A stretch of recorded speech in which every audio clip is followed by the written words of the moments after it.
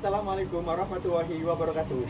Kami dari kelompok 6 Ketenagakerjaan Kelas C akan menampilkan video praktek eksperensial tentang kasus kenaikan upah. Saya M. Andrian Ijiat dengan NIM 231 dan sebagai pengusaha.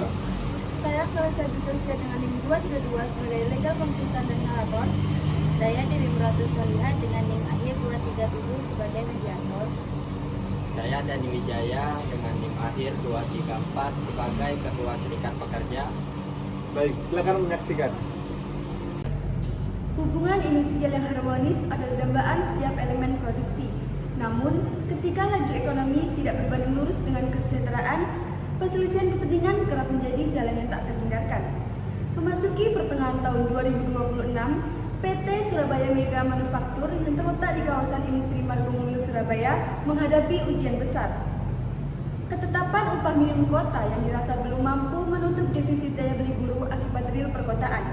Berikut adalah kronologi perselisihan kepentingan antara PUK SPSI melawan manajemen PT SMM. Dimulai dari pengajuan tuntutan hingga meja mediasi tripartit.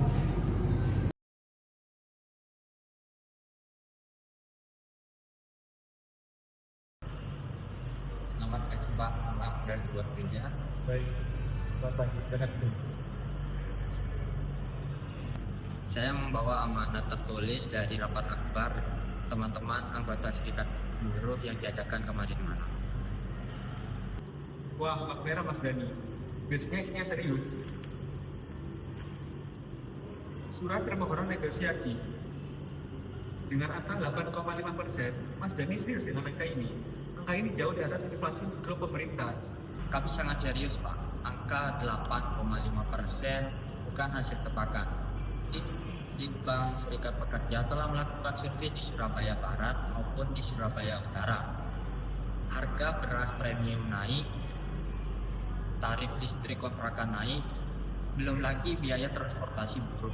Upah yang ada sekarang membuat daya beli teman-teman merosot tajam. Pekerja yang di atas 1 tahun merasa tidak ada bedanya dengan pekerja yang baru masuk di hari pertama. Saya paham keresahan teman-teman di sini. Tapi ada juga sebagian industri manufaktur kami. Fluktuan harga bahan otomotif impor yang tidak menentu, tapi dihasilkan. Saya akan menunjuk legal kami bukan staff untuk mengaji ini. Kita jadwalkan saja debat pertama di minggu depan. Mari kita buka perbincangan tripartit pertama pada minggu ini. Berdasarkan surat tuntutan terkait upah sebesar 8,5%, kami pihak manajemen sudah melakukan survei finansial. Dengan berarti kami sampaikan bahwa angka tersebut tidak dapat kami penuhi karena akan mengganggu cash flow operasional perusahaan. Kami dari pihak manajemen menawarkan sebesar 2,5%. 2,5% Pak Adrian. Penawaran tersebut menghina keringat para buruh yang tetap menjaga target produksi perusahaan tetap surplus pada tahun lalu. Angka 2,5% bahkan tidak mencapai setengah dari nilai inflasi real di Surabaya. Mohon izin Mas Dani, kita lakukan ini pada koridor hukum positif. Berdasarkan peraturan pemerintah tentang pengupahan yang merupakan turunan dari Undang-Undang Cipta Kerja, formula penyelesaian upah minimum dihitung berdasarkan variabel inflasi, pertumbuhan ekonomi, dan indeks tertentu atau nilai alfa. Angka 2,5% yang kami tawarkan itu strict merujuk pada regulasi tersebut. Perusahaan tidak boleh dan tidak akan melanggar hukum. Bu Claresta, tolong jangan mengaburkan esensi hukum. Anda ini konsultan hukum. Tentunya pasti tahu pasal 92 Undang-Undang Ketenagakerjaan yang Anda sebutkan tadi adalah untuk upah minimum yang berfungsi sebagai safety net atau jaring pengaman bagi pekerja dengan masa kerja di bawah 1 tahun. Tuntutan yang kami layangkan adalah upah berkala bagi pekerja yang sudah mengabdi di atas 1 tahun. Mereka berhak atas kenaikan yang berbasis pada produktivitas dan masa kerja, bukan dipatok pada pakai formula upah minimum. Secara teoritis benar Mas Dani. Pasal tersebut juga mengatakan pelaksanaan struktur dan skala upah disesuaikan dengan kemampuan perusahaan dan kemampuan PT SM saat ini yang di angka 2,5% tersebut. Kalau manajemen tetap menggunakan kemampuan perusahaan tanpa membuka transparansi, maka perundingan ini tidak ada gunanya. Kami menolak tawaran 2,5%. Baik karena pertama juga kesepakatan dari kedua pihak usaha belum yang kesepakatan dan pihak pekerja juga belum ada kesepakatan, maka kita agendakan saja untuk di partit kedua pada 2 minggu ke depan. Jika berharap dari kami pekerja, pihak pengusaha juga berikan pendapat dan pihak pekerja juga berikan pendapat lagi. Terima kasih. Kita sampai jumpa di minggu kedua. Ya. Ini adalah program partit kedua kita dan waktu rapat sudah berakhir sebanyak 30 hari. Kami pihak manajemen demi kebagian bersama menaikkan tawaran menjadi 3%, plus voucher fasilitas makan siang dan di kantin senilai 15.000 per hari.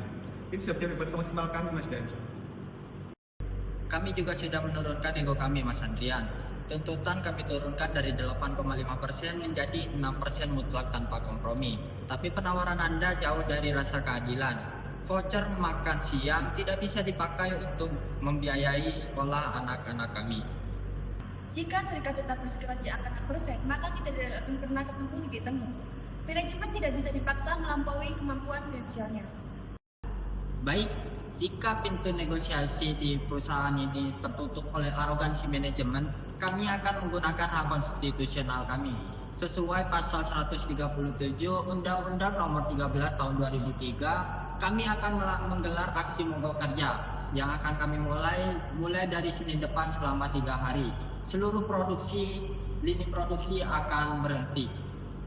Ingat, Mas Dani, mogok kerja harus sah. Sesuai pasal 140, Anda wajib memberikan surat pemberitahuan minimal 7 hari sebelum aksi kepada perusahaan yang diserahkan.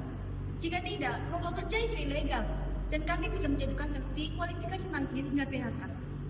Kami paham hukum, Bu Claresta. Surat pemberitahuan sudah kami siapkan dan akan kami kirimkan hari ini.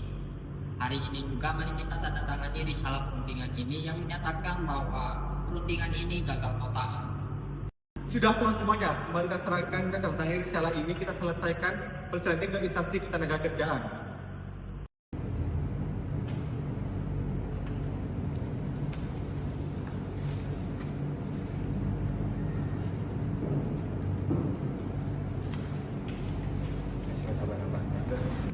Selamat pagi rekan-rekan sekalian, saya Denim, mediator hubungan industri di Naskar Kota Surabaya. Hari ini kita melaksanakan sidang mediasi pertama atas penyelesaian kepentingan antara PUK SPSI dan manajemen PT SPM. Berkas risalah parti yang gagal sudah saya pelajari. Serikat meminta 6%, manajemen bertambah di 3% ditambah jaminan kesejahteraan makan. Bukannya begitu?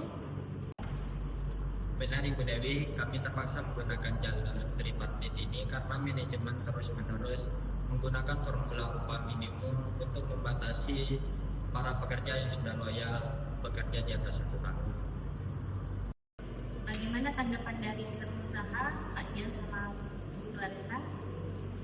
Izin Ibu Dewi, alasan kami adalah kondisi eksternal industri manufaktur yang sedang kontraksi. Kenaikan 3% itu adalah bentuk perlindungan kami agar perusahaan tidak goyang. Yang mana jika dipaksakan 6%, dampaknya justru berujung pada pengurangan tenaga kerja atau PHK massal. Baik, saya sudah mendengar argumen dari dua pihak. Saya juga memeriksa dokumen laporan keuangan yang diserahkan PT SMM ke Dinas di satu sisi. Perusahaan memang mengalami penurunan margin profit akibat biaya logistik impor. Namun di sisi lain, perusahaan sebenarnya masih mencatat laba bersih yang positif dari efisiensi lini produksi.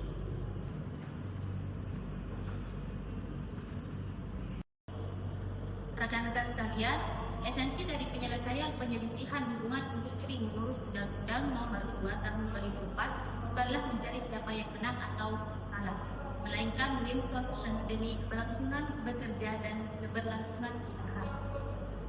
Oleh karena itu, hari ini saya selaku mediator mengeluarkan anjuran tulis sebagai berikut. Yang pertama, kepada pihak usaha wajib menaikkan upah berkala tahun 2026 sebesar 4,5% bagi pekerja dan masa kerja di atas 1 tahun. Yang kedua, kepada pihak usaha diwajibkan untuk menyusun, menetapkan dan mengumumkan struktur dan skala upah yang kompetitif dan waktu maksimal 90 hari kerja sejak anjuran ini diterapkan agar ada kepastian hukum dan keadilan berbasis masa kerja dan produktivitas. Yang ketiga, kepada pihak pekerja menerima kenaikan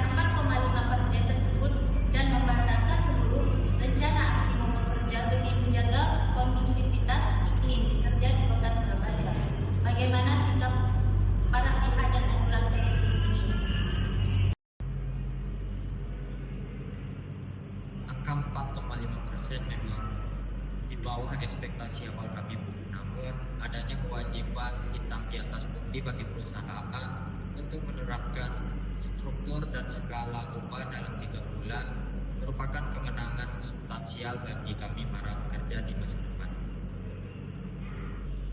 Kami menghargai objektivitas Ibu Mediator. Kenaikan 4,5% memang masih dalam batas toleransi anggaran darurat kami.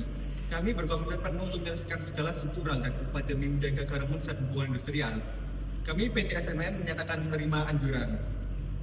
Alhamdulillah, karena kedua belah pihak menerima anjuran ini, hari ini juga kita buatkan dokumen perjanjian bersama yang berkekuatan hukum tetap dan mengikat. Perjanjian kepentingan ini resmi dinyatakan selesai.